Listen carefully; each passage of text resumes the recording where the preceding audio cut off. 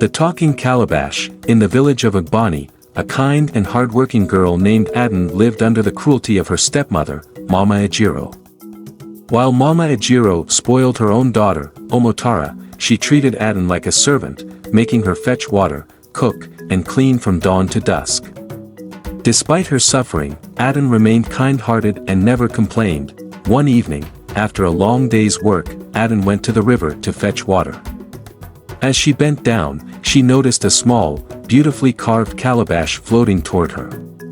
Just as she reached for it, a gentle voice whispered, "Take me home, and your life will change." Startled but curious, she picked up the calabash and carried it home, hiding it under her mat. That night, as she lay hungry, the calabash whispered again, "Open me." When she lifted the lid, the air filled with the rich aroma of pounded yam, steaming egusi soup, and grilled fish. Her eyes widened in disbelief. She ate heartily, feeling full for the first time in years. From that night on, whenever she was hungry, the calabash provided delicious meals. But Aden was not selfish, she shared her food with the poor and hungry in the village.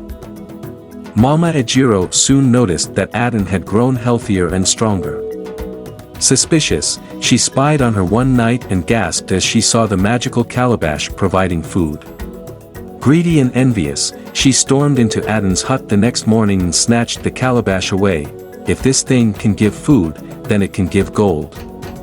Calabash, I command you, give me riches instead," she demanded. The calabash chuckled darkly. "Very well." Suddenly, the lid flew open, and instead of gold, a swarm of angry bees burst out. They swarmed around Mama Ejiro, stinging her from head to toe. She screamed and ran wildly into the forest, swatting at the bees, but they chased her deeper and deeper until she was never seen again. Terrified, Omotara begged Aden for forgiveness. Aden, being kind-hearted, allowed her stepsister to stay but made her promise to change her ways. With her stepmother gone, Aden was finally free. But instead of keeping the calabash's gifts to herself, she used them to help the entire village. No one went hungry, and the people loved her for her generosity. When the old king of Agbani passed away, the village elders saw Aden's kindness and wisdom and chose her as their new queen. She ruled with compassion, and under her leadership, the village flourished. As for the talking calabash, it remained by her side, its whispers a reminder that true wealth comes not from greed but from a generous heart.